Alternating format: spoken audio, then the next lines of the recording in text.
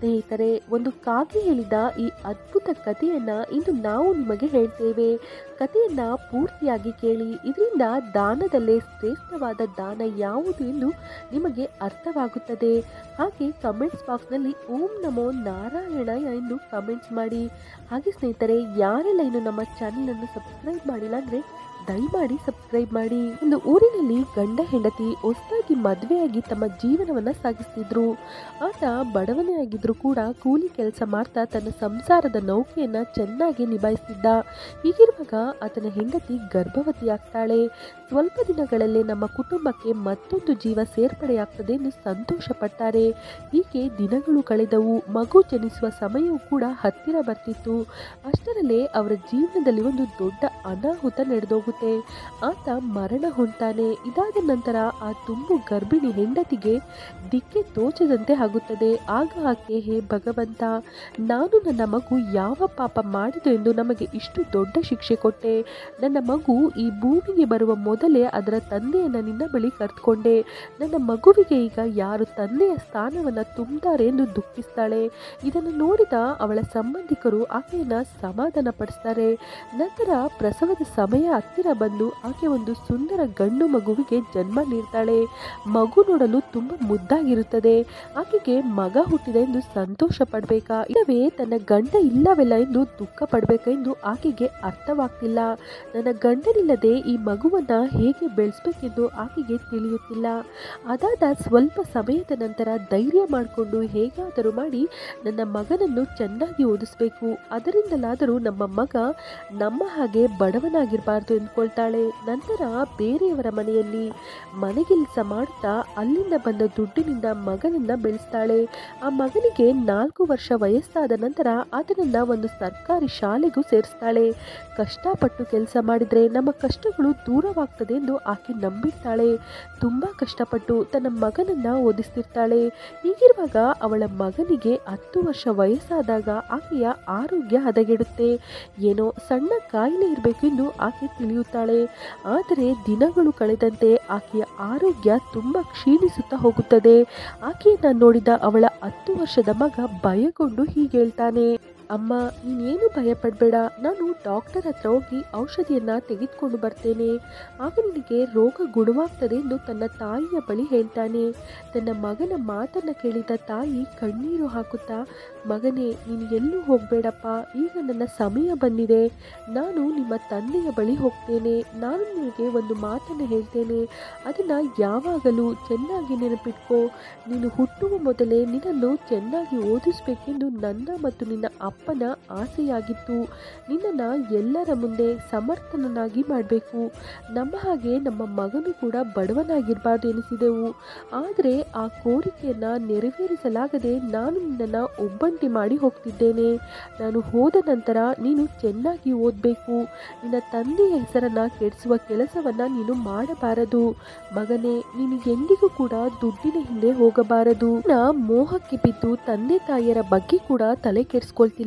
ನೀನು ಎಂದಿಗೂ ಕೂಡ ಆ ರೀತಿ ಇರಬಾರ್ದು. ಒಳ್ಳೆಯ ಹೆಸರು, ಪ್ರಖ್ಯಾತಿಯನ್ನ ಪಡ್ಕೊಳ್ಬೇಕು. ಯಾರ ಬಳಿ ಕೂಡ ಕೈ ಚಾಚಬಾರ್ದು.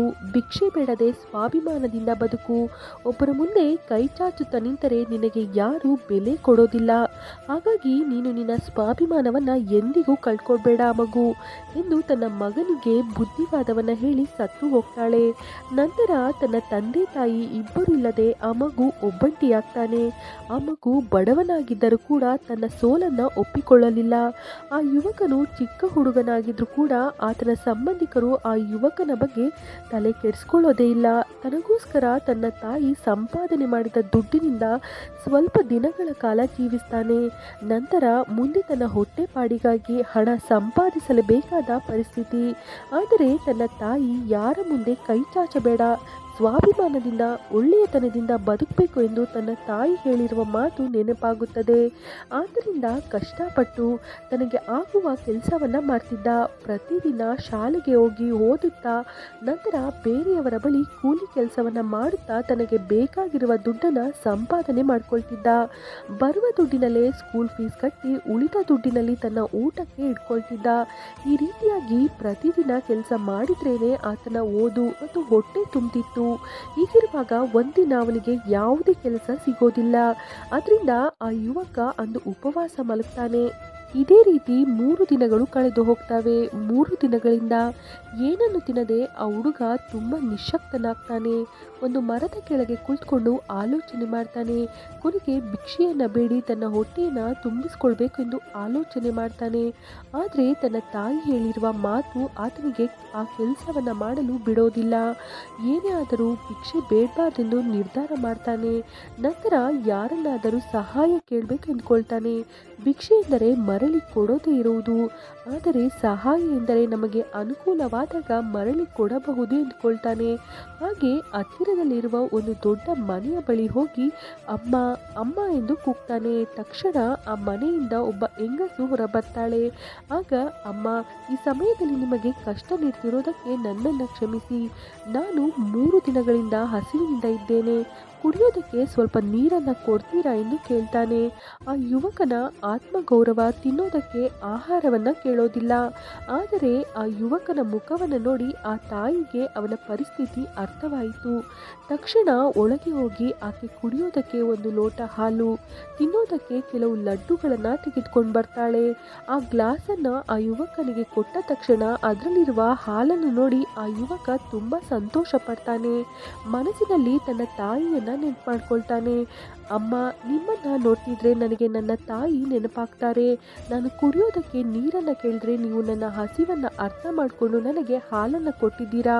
ಪ್ರತಿಫಲವಾಗಿ ನಾನು ನಿಮಗೆ ಏನನ್ನು ಕೊಡಬೇಕು ಎಂದು ಅರ್ಥವಾಗ್ತಿಲ್ಲ ಎಂದು ಹೇಳ್ತಾನೆ. ಆಗ ಆ ತಾಯಿ, ಮಗನೇ, ನನಗೂ ಕೂಡ ನಿನ್ನ ಹಾಗೆ ಒಬ್ಬ ಮಗನಿದ್ದಾನೆ. ಆದ್ದರಿಂದ ಒಬ್ಬ ತಾಯಿಯಾಗಿ ಮಗುವಿನ ಹಸಿವನ್ನು ಅರ್ಥ ಮಾಡ್ಕೊಳ್ಬಲ್ಲೆ. ನೀನು ನನಗೆ ಏನನ್ನು ಕೊಡುವ ಅವಶ್ಯಕತೆ ಇಲ್ಲ. ಮೊದಲಿಗೆ ಈ ಲಡ್ಡನ್ನು ತಿಂದು ನಂತರ ಹಾಲನ್ನು ಕುಡಿ ಎಂದು ಆ ಮಹಿಳೆ ಹೇಳ್ತಾಳೆ. ಆದರೆ ಆ ಹುಡುಗನು ಮಾತ್ರ ಪ್ರತಿಫಲವಾಗಿ ಏನನ್ನಾದರೂ ಕೇಳಿ ಎಂದು ಪದೇ ಪದೇ ಕೇಳ್ತಾನೆ. ಆಗ ಆ ಮಹಿಳೆ ಆ ಯುವಕನ ಮನಸ್ಥಿತಿಯನ್ನ ಅರ್ಥ ಮಾಡಿಕೊಂಡು, ಮಗನೇ, ಈಗ ನೀನು ನನಗೆ ಏನನ್ನು ಕೊಡಬೇಡ. ನೀನು ದೊಡ್ಡವನಾದ ಮೇಲೆ ನೀನು ಯಾರಿಗಾದರೂ ಬಡವರಿಗೆ ಸಹಾಯ ಮಾಡ್ತೀನಿ ಎಂದು ಮಾತು ಕೊಡು ಸಾಕು ಎಂದು ಹೇಳ್ತಾಳೆ. ಹುಡುಗ ಸ್ವಾಭಿಮಾನವನ್ನು ಹೊಂದಿದವನಾಗಿದ್ದರಿಂದ ಆ ರೀತಿ ಹೇಳಿದ್ದಾರೆ. ಅದನ್ನು ಒಪ್ಕೊಂಡು ಆತನು ಹಾಲನ್ನು ಕುಡಿತಾನೆಂದು ಆ ಮಹಿಳೆಯು ಆ ರೀತಿ ಹೇಳ್ತಾಳೆ. ಅಂದುಕೊಂಡ ಹಾಗೆಯೇ ಆ ಹುಡುಗ ಕೂಡ ಹಾಲನ್ನು ಕುಡಿದು ತನ್ನ ಹಸಿವನ್ನು ನೀಗಿಸಿಕೊಳ್ತಾನೆ.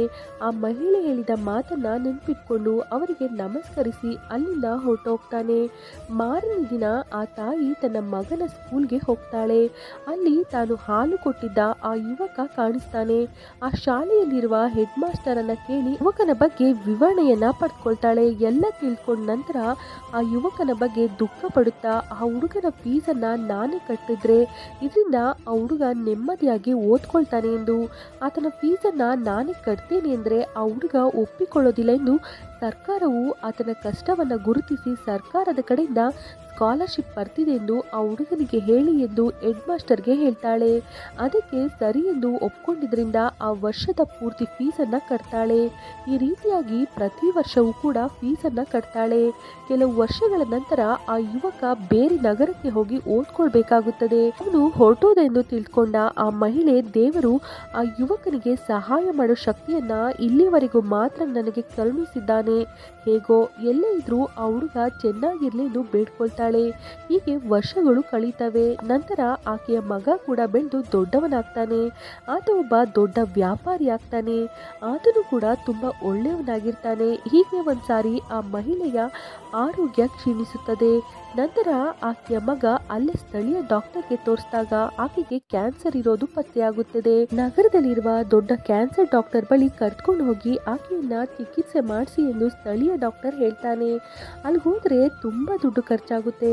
ಅಷ್ಟು ದುಡ್ಡು ನಮ್ಮ ಬಳಿ ಇಲ್ಲ, ಆ ಹಾಸ್ಪಿಟಲ್ ಬೇಡ ಎಂದು ಆ ತಾಯಿ ಹೇಳ್ತಾಳೆ. ಆದರೆ ಆ ಹುಡುಗ ಮಾತ್ರ ತನ್ನಲ್ಲಿರುವ ಆಸ್ತಿಯನ್ನೆಲ್ಲ ಮಾರಾಟ ಮಾಡಿ ಆದ್ರೂ ಸರಿ, ನಿನ್ನನ್ನ ಉಳಿಸ್ಕೊಳ್ತೇನೆ. ಆಸ್ತಿ ಹೋದ್ರೆ ಮತ್ತೆ ಸಂಪಾದನೆ ಮಾಡಬಹುದು, ಆದರೆ ತಾಯಿ ಕಳ್ಕೊಂಡ್ರೆ ಮತ್ತೆ ಪಡೆಯಲಾರೆ ಎಂದು ಹೇಳಿ ಆ ತಾಯಿಯನ್ನ ಅದೇ ಹಾಸ್ಪಿಟಲ್ಗೆ ಕರ್ಕೊಂಡು ಹೋಗ್ತಾನೆ. ಸ್ವಲ್ಪ ದಿನಗಳು ಕಳೆದ ನಂತರ ಆಕೆ ಕ್ಯಾನ್ಸರ್ ಪೂರ್ತಿಯಾಗಿ ಗುಣವಾಗುತ್ತೆ. ಆಕೆಗೆ ಒಬ್ಬ ದೊಡ್ಡ ಡಾಕ್ಟರ್ ಚಿಕಿತ್ಸೆ ನೀಡಿರ್ತಾನೆ. ಆ ಆಸ್ಪತ್ರೆಯಲ್ಲಿ ಇರುವಷ್ಟು ದಿನ ಆ ಡಾಕ್ಟರ್ ಆಕೆಯ ಬಳಿ ಬಂದು ಪ್ರತಿದಿನ 2 ರಿಂದ 3 ಗಂಟೆಗಳ ಕಾಲ ಮಾತನಾಡ್ತಿರ್ತಾನೆ. ಯಾವಾಗಲೂ ಅಷ್ಟೊಂದು ಬ್ಯುಸಿ ಇರೋ ಡಾಕ್ಟರ್ ಆಕೆಯ ಬಳಿ ಬಂದು ಅಷ್ಟೊಂದು ಆತ್ಮೀಯವಾಗಿ ಮಾತನಾಡ್ತಿರೋದನ್ನು ನೋಡಿ ಆ ಮಹಿಳೆ ಆಶ್ಚರ್ಯ ಪಡ್ತಾಳೆ. ಪೂರ್ತಿಯಾಗಿ ಕ್ಯಾನ್ಸರ್ ಗುಣವಾದ ಬಳಿಕ ಆ ಹಾಸ್ಪಿಟಲ್ ಬಿಲ್ ಪೇ ಮಾಡೋ ಸಮಯ ಬರುತ್ತೆ. ಆ ಡಾಕ್ಟರ್ ಅವರಿಗೆ ಬಿಲ್ಲನ್ನು ಕಳುಹಿಸ್ತಾನೆ. ಎಷ್ಟು ಖರ್ಚಾಗಿದೆ ಎಂದು ಭಯ ಬೀಳುತ್ತಾ ಆಕೆಯ ಮಗ ಬಿಲ್ಲನ್ನು ನೋಡ್ತಾನೆ. ತಕ್ಷಣ ಆ ಮಹಿಳೆ ತನ್ನ ಮಗನ ಕೈಯಿಂದ ಆ ಬಿಲ್ಲನ್ನು ಕಸಿದುಕೊಂಡು ನೋಡ್ತಾಳೆ. ಅದರಲ್ಲಿ ಬರ್ದಿರೋದನ್ನು ನೋಡಿ ಆಕೆಯ ಕಣ್ಣಲ್ಲಿ ನೀರು ಹರಿತಿರ್ತವೆ. ಅಮ್ಮ, ಎಷ್ಟಾಗಿದೆ ಎಂದು ಆಕೆಯ ಮಗ ಕೇಳಿದಾಗ ನೀನೇ ನೋಡು ಎಂದು ತನ್ನ ಮಗನಿಗೆ ಕೊಡ್ತಾಳೆ. ಅದರಲ್ಲಿ 25 ವರ್ಷಗಳ ಹಿಂದೆ ಒಬ್ಬ ಹುಡುಗನಿಗೆ ಕುಡಿಯೋದಕ್ಕೆ 1 ಗ್ಲಾಸ್ ಹಾಲು ಮತ್ತು ಲಡ್ಡನ್ನು ಕೊಟ್ಟು ಆತನ ಹಸಿವನ್ನು ತೀರಿಸಿ ನೀವು ಆಗಲೇ ಬಿಲ್ಲನ್ನು ಕಟ್ಟಿದ್ದೀರ ಎಂದು ಬರ್ದಿರುತ್ತೆ. ಅದನ್ನು ನೋಡಿ ಆಕೆಯ ಮಗ ಆಕೆಯನ್ನ ಕೇಳಿದಾಗ 25 ವರ್ಷದ ಕೆಳಗೆ ಒಬ್ಬ ಹುಡುಗನಿಗೆ ಮಾಡಿದ ಸಹಾಯದ ಬಗ್ಗೆ ತನ್ನ ಮಗನಿಗೆ ಹೇಳ್ತಾಳೆ. ಇದನ್ನೆಲ್ಲ ಗಮನಿಸುತ್ತಿದ್ದ ಆ ಡಾಕ್ಟರ್ ಆಕೆಯ ಬಳಿ ಬಂದು ಆಕೆಯ ಪಾದಕ್ಕೆ ನಮಸ್ಕರಿಸಿ ಹೇಳ್ತಾನೆ, ಅಮ್ಮ, ಇಂದಿಗೆ ನಿಮ್ಮ ಋಣವನ್ನ ಸ್ವಲ್ಪವಾದರೂ ತೀರಿಸಿದ್ದೇನೆ ಅಮ್ಮ. ಅಂದು ನೀವು ನನಗೆ ಮಾಡಿದ ಸಹಾಯವನ್ನು ನಾನು ಎಂದಿಗೂ ಮರೆಯೋದಿಲ್ಲ ಎಂತಾನೆ. ಹೀಗೆ ಕತೆ ಪೂರ್ಣಗೊಳಿಸಿ ಕಾಗೆ ಹೇಳುತ್ತದೆ. ಈಗ ನಾನು ಹೇಳ್ತಿರುವ ಈ 4 ವಿಷಯಗಳನ್ನು ನೆನಪಿಟ್ಕೊಂಡವರು ಜೀವನದಲ್ಲಿ ಯಾವಾಗಲೂ ಗೌರವದಿಂದ ಬದುಕ್ತಾರೆ ಎಂದು ಹೇಳುತ್ತೆ. ಮೊದಲನೆಯದು, ಯಾವುದೇ ವ್ಯಕ್ತಿಯಾಗಿದ್ರೂ ತನ್ನ ಜೀವನದಲ್ಲಿ ಬರೋ ಬದಲಾವಣೆಗಳನ್ನು ನೋಡಿ ಕುಗ್ಗಿ ಹೋಗಬಾರದು. ಏನೇ ನಡೆದ್ರೂ ಅದು ನನ್ನ ಒಳ್ಳೆಯದಕ್ಕೆ ಎಂದು ಭಾವಿಸಿ ಆ ಬದಲಾವಣೆಗಳನ್ನು ಸ್ವೀಕರಿಸಬೇಕು.